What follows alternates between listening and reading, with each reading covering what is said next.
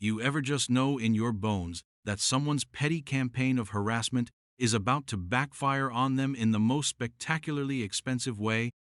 I probably don't hold an official world record, but I'd wager I'm in the running for the most systematically demolished mailboxes on a single rural property before I decided enough was gloriously enough.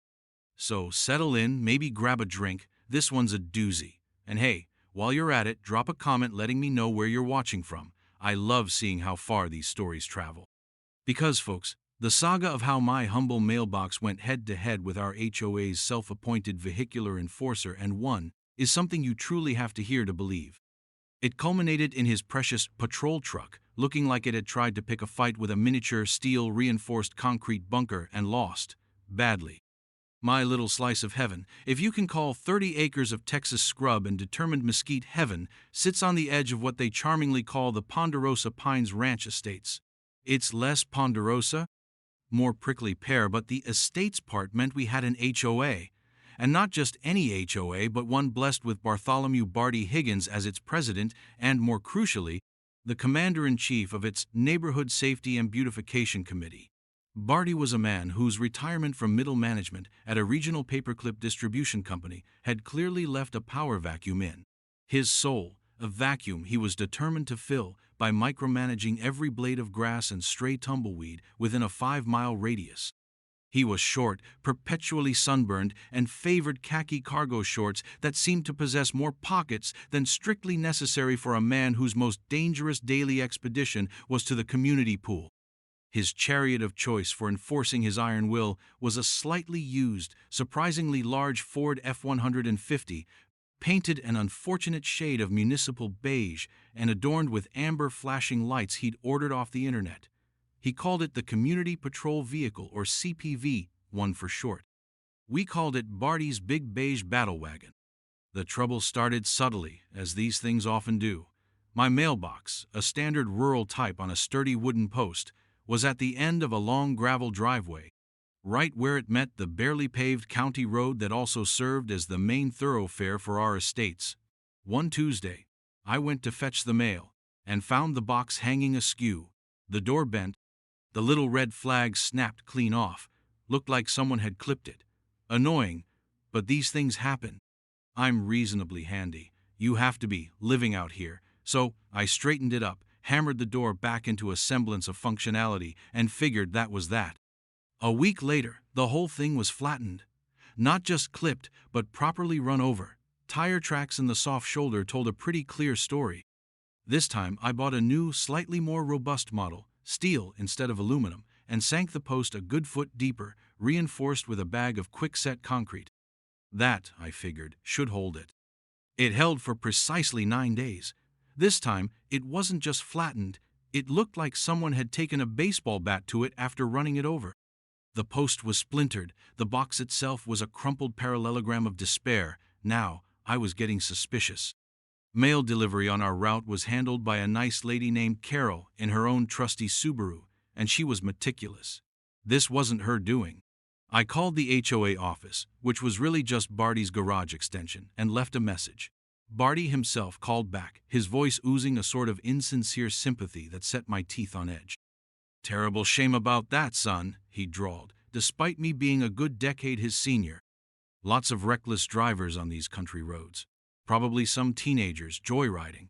We're doing our best with the CPV one to maintain vigilance." Of course.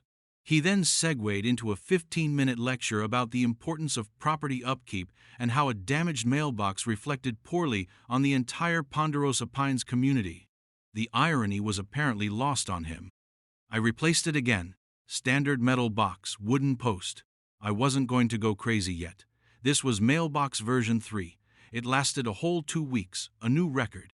This time, alongside the now familiar tire tracks, there was a small, almost imperceptible smear of beige paint on the mangled metal. Beige, like Barty's Big Beige Battle Wagon. My blood pressure, normally as placid as a sleeping hound dog, started to do a little two-step. This wasn't teenagers, this wasn't random, this felt personal. I started keeping a log. Dates, times of discovery, photos of the damage. I even took photos of the tire tracks next to a ruler. My wife, bless her patient heart, just shook her head and said, Don't let him get to you, dear. He's just a sad little man with a big truck. Wise words. But the part of me that had spent years designing and stress-testing industrial components for a living was starting to view this less as an annoyance and more as an engineering challenge with a particularly irritating human variable. Barty Higgins had no idea who he was messing with. He just saw a rancher who needed to keep his mailbox off the ground. He didn't see the simmering rage of a detail-oriented man who really disliked bullies. The game, as they say, was afoot, though Barty was the only one who didn't seem to realize he was about to play. The fourth mailbox met its demise on a bright Thursday morning. This one was particularly brutal. It looked like it had been reversed over, then driven over again for good measure. The beige paint smear was more obvious this time, accompanied by a tiny chip of what looked suspiciously like plastic from a fender flare. I took my photos, bagged the paint chip like a CSI detective, and felt a cold, calm anger settle in. Polite phone calls clearly weren't working. Passive resistance, in the form of replacing mailboxes he could easily destroy, was just encouraging him. It was time to escalate, but on my terms. I decided a little reconnaissance was in order. I remembered a cheap wildlife camera I'd bought a few years back, intending to see what critters were raiding my vegetable garden. Turned out to be raccoons with a surprising aptitude for opening latches. The battery life was terrible, and the picture quality was akin to viewing the world through a dirty sock, but it might be enough. I strapped it to a mesquite tree across the road, angled vaguely towards my mailbox post, camouflaged it with some dead branches, and hoped for the best. A week later, I retrieved the SD card, my expectations low. Most of the footage was of waving grass, startled deer, and Carol faithfully delivering the mail. But then, there it was. Grainy, jerky, and partially obscured by a rogue tumbleweed that had decided to photobomb the scene, but unmistakably Barty's big beige battle wagon. It didn't show the impact itself. The camera's trigger speed was too slow for that. But it showed the truck swerving aggressively towards my side of the road, right where the mailbox used to be. This was between Mailbox 3's destruction, and before I'd put up a temporary plastic one. Then, a few frames later, it showed the truck continuing on its merry way, the driver's side uncomfortably close to where the mailbox post would have been. It wasn't a smoking gun, but it was a very smoky cap pistol. It was enough to confirm my suspicions that this wasn't just aggressive driving, this was targeted. He was deliberately hugging the edge of the road, maybe even veering onto the shoulder to take out my mailboxes. Why? Spite? A bizarre sense of power? Or maybe he just really hated my choice of mailbox color. Armed with this new, albeit blurry, evidence, I decided a face-to-face was in order. I found Barty holding court by the community notice board, lecturing a bewildered-looking retiree about the correct shade of beige for painting her garden gnomes. "Barty," I said, holding up my phone with the video cued, "we need to talk about my mailbox." He squinted at the screen, his face clouding over. "What's this supposed to be?" he huffed. "Looks like a truck driving down a road, perfectly normal." I pointed to the timestamp and the aggressive swerve. "This is your truck, Barty, right around the time my third mailbox was destroyed. And it looks like you're deliberately aiming for it." Barty puffed himself up, his face turning a shade redder than his usual sunburn. "Now you listen here. I resent that accusation. That road is narrow. Maybe if your mailbox wasn't practically in the middle of the lane, it wouldn't get hit. It's probably so flimsy, a strong gust of wind could knock it over." He then launched into a tirade about how I was clearly trying to cause trouble, how my property was an eyesore, it wasn't, and how my unsubstantiated allegations were slanderous. He dismissed the video as inconclusive garbage and warned me about making false reports. As I walked away, his parting shot echoed in my ears. "Maybe if your mailbox wasn't so flimsy." Flimsy! The word hung in the air. An idea, cold and beautiful and utterly devious, began to crystallize in my mind. If Barty Higgins wanted to wage war on my mailboxes, then by God, he was going to get a battle. He thought they were flimsy? Oh, I'd show him flimsy. My mind, accustomed to solving problems involving stress tolerances and material strengths, began to churn. I wasn't just going to build a stronger mailbox. I was going to build a monument to malicious compliance. a steel and concrete middle finger disguised as a mail receptacle. I went home and pulled out an old drafting pad. The Ponderosa Pines Property Owners Association had bylaws thicker than a phone book for a small city, covering everything from acceptable pet breeds to the precise Pantone color of exterior paint. I'd read them cover to cover when I first moved in, mostly out of morbid curiosity. I vaguely recalled a section on mailboxes. I dug out the binder and found it. Mailboxes must conform to United States Postal Service regulations for size, height, and accessibility. Mailboxes and supporting posts must be kept in good repair and present a neat appearance. Not a single word about maximum structural integrity, not a whisper about what they couldn't be made of. An evil grin spread across my face. Barty, you magnificent buffoon, you have no idea what you've just initiated. This wasn't just about a mailbox anymore, this was about principle. And a little bit about the sheer, unadulterated joy of watching an arrogant man hoist himself by his own petard, or, in this case, ram himself on his own perceived victim. The first step was research, and I don't mean just the HOA bylaws. I delved into the USPS Postal Operations Manual, specifically Section D41, Customer Mail Receptacles.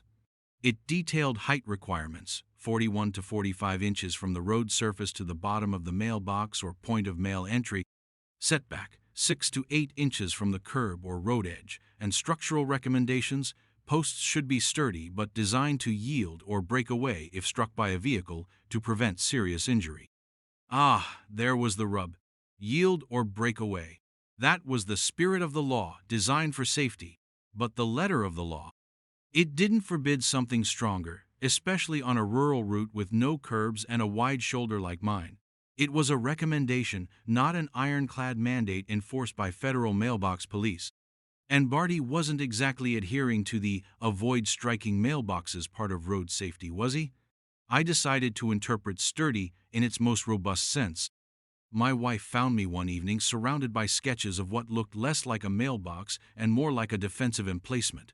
"What in tarnation are you building now?" she asked, peering over my shoulder.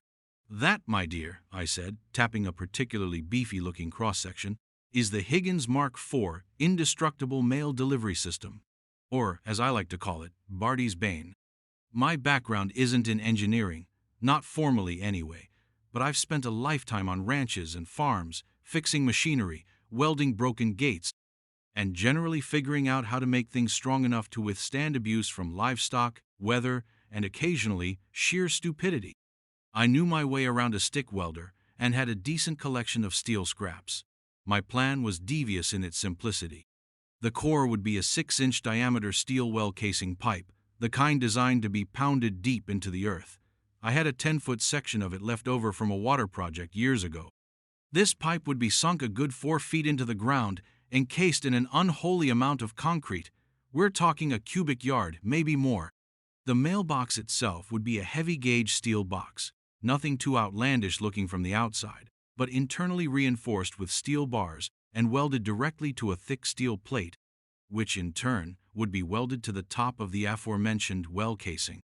The critical part was making it look like just another sturdy rural mailbox, perhaps a bit overbuilt by a determined rancher, but not like the vehicular man-trap it was designed to be. No spikes, no sharpened edges, just uncompromising solidity. I even planned to paint it a very standard, unassuming black, just like Mailbox 3. I discussed my plan with my neighbor, old Jed, a retired trucker who'd seen his share of road hazards and had no love for Barty Higgins.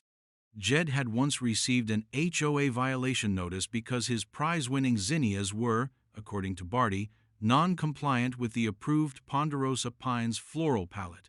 Jed listened to my plan, a slow grin spreading across his weathered face.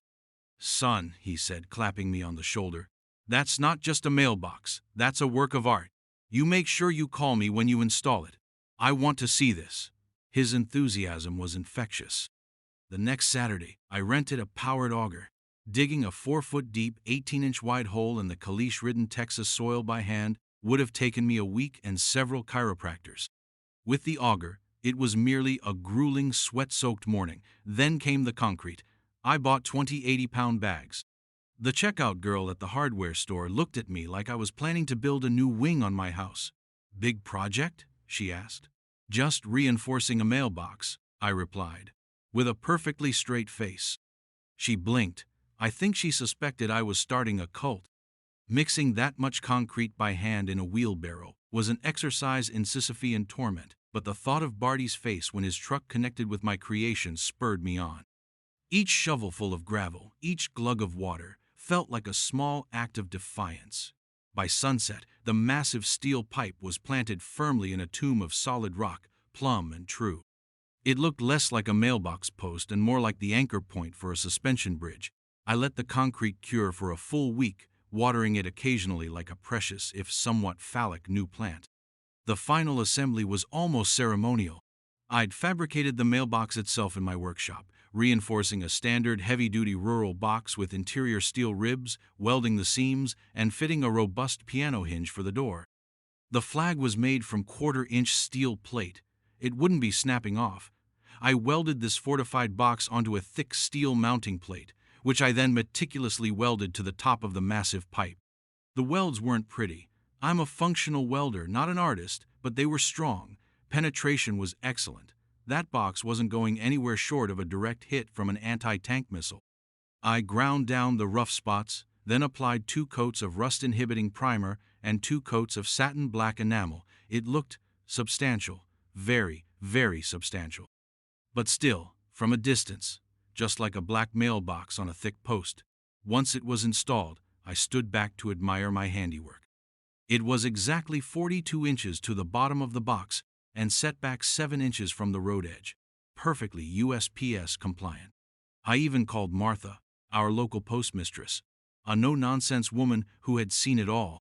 I explained I'd had some trouble with vandalism and had installed a very sturdy replacement and just wanted to make sure it was okay for Carol. Martha drove out herself. She took one look at it, poked it with her finger, then tried to give it a shake. It didn't budge, not a millimeter. She looked at me, a tiny smile playing on her lips. "Well," she said, "nobody's going to be stealing that one, or knocking it over by accident. Carol will be fine with it." She knew. I think everyone in our small community, except perhaps Barty himself, knew what was going on. The air was thick with anticipation. I reinstalled my wildlife camera, now upgraded to a newer model with better resolution and faster trigger speed, and added a second one pointing down the road to capture the approach. I made sure they were visible. Let Barty know he was being watched. Let him think twice, or preferably not at all. The new mailbox, which I'd mentally dubbed the unyielding sentinel, stood its ground for a full 10 days without incident. Barty's big beige battle wagon drove past it numerous times. I saw him slow down on occasion, craning his neck to get a better look. I imagined him squinting, perhaps a flicker of confusion in his eyes, at the sheer immovability of it. Once he even stopped when I was out front, pretending to weed a flower bed. He leaned out his window, a smirk playing on his lips. "Well, well, another new mailbox I see," he called out, his voice dripping with condescension. "Going for a more robust model this time, are we? Let's see how long this one lasts against the elements." "The elements, right." I just smiled benignly. "Trying something different, Barty." "Hoping for the best." He chuckled, a dry, unpleasant sound, and drove off, the amber lights on his roof giving a jaunty flash as if to punctuate his perceived cleverness. The sheer arrogance of the man was breathtaking. He was so convinced of his own petty dominance, so sure that his campaign of attrition would eventually break me, that he couldn't conceive of a scenario where his actions might have actual, physical consequences for him. During this waiting period, the HOA grapevine was buzzing. My neighbor Jed had, with a conspiratorial wink, spread the word about my special project. There were knowing glances at the monthly Ponderosa Pines potluck. A slight uptick in friendly waves from folks who'd previously kept to themselves. It seemed Barty's reign of minor terror had chafed more than a few residents. At one particularly tedious HOA meeting, called to discuss the pressing issue of unauthorized wind chimes, Barty spent a good 10 minutes on a tangent about maintaining the aesthetic integrity of our verges and the importance of swiftly addressing any property deficiencies that detract from our community standards. He kept glancing. in my direction. I just sat there, looking as placid as a man contemplating the inevitable collision of an unstoppable force, my mailbox, with a highly movable and eminently damageable object, Barty's truck. Some of the other board members, a collection of mostly well-meaning but thoroughly cowed individuals whom Barty had handpicked for their pliability, nodded along dutifully. They were the enablers, the ones who, through inaction or quiet assent, allowed Barty's little fiefdom to flourish. They saw his behavior, heard the grumbles, but chose the path of least resistance. Little did they know. Resistance was coming, 4 feet deep in concrete and topped with half-inch steel plate. The trap was set. All I had to do was wait for the rat to come for the cheese. And Barty Higgins was nothing if not predictable in his appetites for petty destruction. The quiet before the storm was almost deafening. The day of reckoning dawned bright and clear, a typically scorching Texas Tuesday. I decided to spend the morning tidying up the landscaping around the base of the unyielding sentinel. This involved a lot of leaning on a rake, sipping iced tea, and discreetly checking the angles on my 2 strategically placed cameras. My wife thought I was nuts sitting out there in the heat, but she also had a small, anticipatory smile on her face. She'd packed me an extra-large thermos. Around 10:30 a.m., the familiar rumble of Barty's F-150 echoed down the road. Showtime. He was doing his usual mid-morning patrol, probably on his way to harass someone about the length of their grass or the non-regulation color of their petunias. I made myself look busy, head down, pretending to be engrossed in a particularly stubborn patch of crabgrass. I could hear him coming, the crunch of gravel under his oversized tires. He wasn't going fast, maybe 15-20 miles per hour, his usual cruising speed when he was on the lookout for infractions. Perfect. Through my peripheral vision, I saw the beige behemoth approach, and then, just as he'd done countless times before with my lesser mailboxes, Barty made his signature move. A casual, almost lazy drift to the right, the passenger side tires biting into the soft shoulder. He was probably looking at his clipboard of violations, or maybe texting, the picture of distracted entitlement. He clearly expected Mailbox 5 to offer no more resistance than its flimsy predecessors. A satisfying thwack, a flutter of mangled metal in his rearview mirror, another victory for order and conformity. What he got was something entirely different. Instead of a thwack, there was a sound like a dump truck hitting a concrete barricade. A sickening, metallic crunch thump that echoed across the quiet landscape, followed almost instantaneously by the loud thump of an airbag deploying. The big beige battle wagon lurched violently, its front passenger side corner collapsing inwards as if punched by an invisible giant. The truck slewed to a halt, steam hissing from under the buckled hood. And the unyielding sentinel? It stood there, unmoved, unbent, possibly with a fresh microscopic scratch on its black paint, but otherwise utterly indifferent to the chaos it had just wrought. I dropped my rake, a suitably shocked expression plastered on my face, though internally I was doing a victory lap worthy of an Olympian, and started a brisk walk towards the stricken vehicle. Barty was just climbing out, looking dazed. The airbag had clearly done its job, leaving a powdery residue on his khaki shirt and a stunned, almost comical expression on his face. He clutched his shoulder, his jaw slack, then his eyes focused on his truck's crumpled fender, the shattered headlight, the wheel now sitting at a very unnatural angle. Then he looked at my mailbox. Then back at his truck. The cogs were turning, slowly, painfully. His face went from stunned to confused, then to a deep, apoplectic crimson. "What in the Sam Hill?" he sputtered, finally finding his voice. "What did you do?" I arrived, pulling out my phone and hitting record on the video camera, a habit I developed thanks to him. "Everything all right there, Barty?" I asked, my voice a perfect blend of concern and feigned surprise. "Looks like you've had a bit of a mishap. Did you hit my mailbox?" Barty rounded on me, his face contorted with rage. "Your mailbox? Your mailbox? That thing you put there? It's a hazard. It's a damn weapon. You did this deliberately to damage my vehicle. I'll have you arrested. I'll sue you for everything you've got." He was practically dancing with fury, waving his arms. "Now hold on, Barty," I said calmly, keeping the phone trained on him. "This is a standard USPS-compliant mailbox. Been here for nearly 2 weeks now. Solid, sure, because I was tired of it getting vandalized. but it's just sitting there on my property, minding its own business. You're the one who drove into it. I gestured to the clear tire tracks leading directly from the road, onto the shoulder, and into the immovable object. And I've got to say, Barty, this isn't the first time you've come a little too close. I have footage. His eyes widened slightly at the mention of more footage. Several neighbors, drawn by the tremendous bang, were starting to wander down their driveways, their expressions a mixture of curiosity and poorly concealed amusement. Old Jed was ambling over, a massive grin splitting his face. The public humiliation phase was commencing right on schedule. Barty looked from my impassive mailbox, to his crippled truck, to the gathering audience, and he seemed to deflate just a little. The bluster was still there, but it was tinged with the dawning, horrified realization that he had massively, catastrophically miscalculated.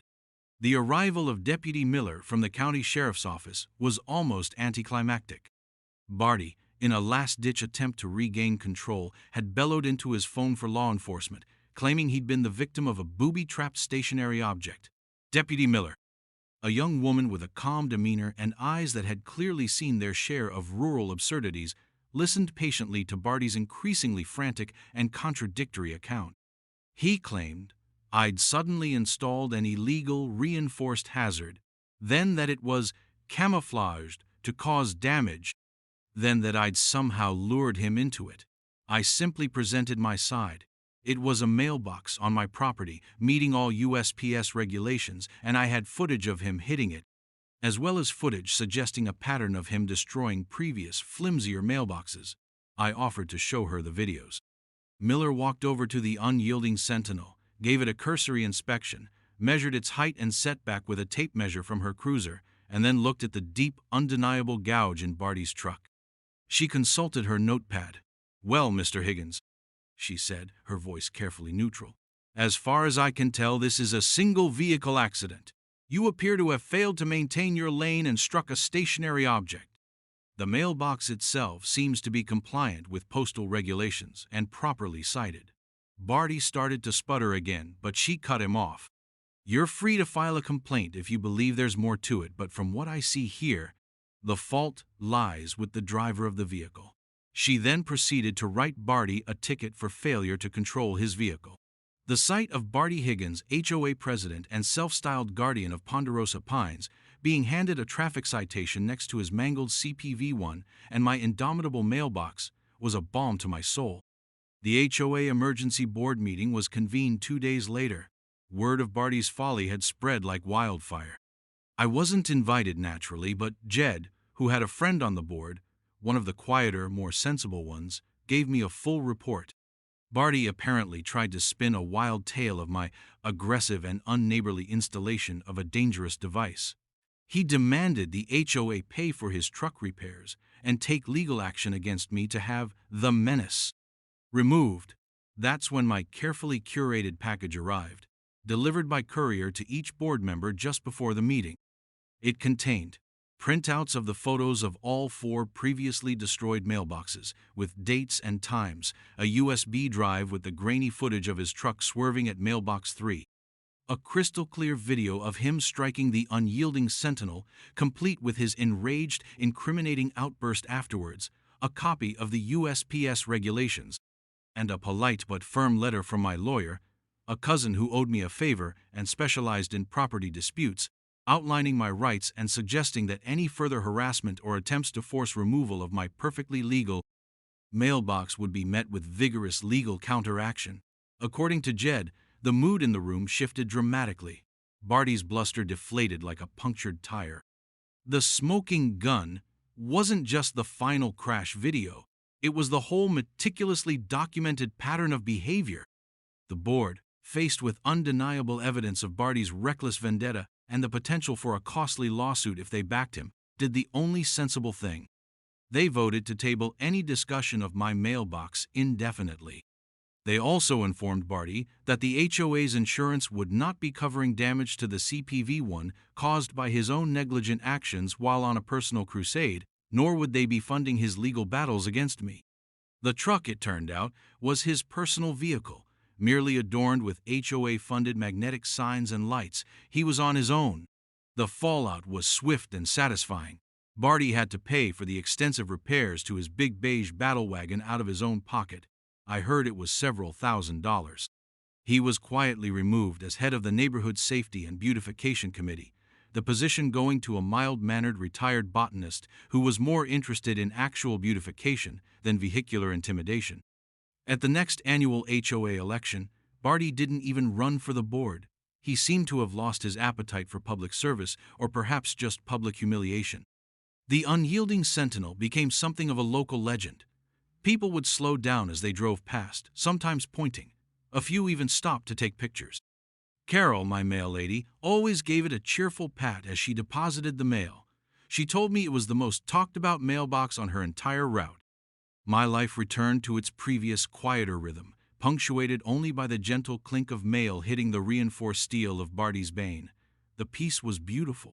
Looking back, the whole affair was a masterclass in the absurdity of petty tyranny.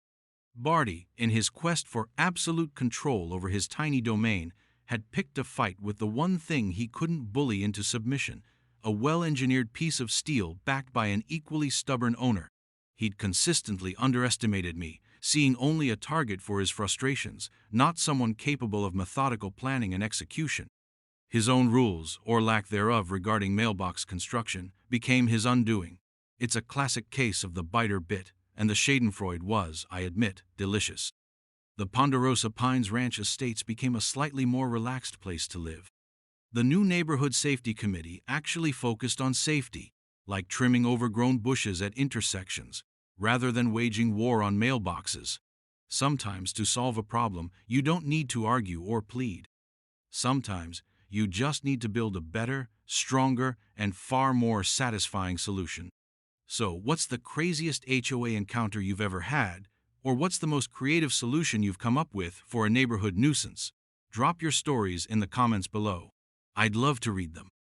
And if you enjoyed this little tale of metallic justice, don't forget to hit that like button and subscribe for more stories of when people pushed too far and finally got exactly what they deserved.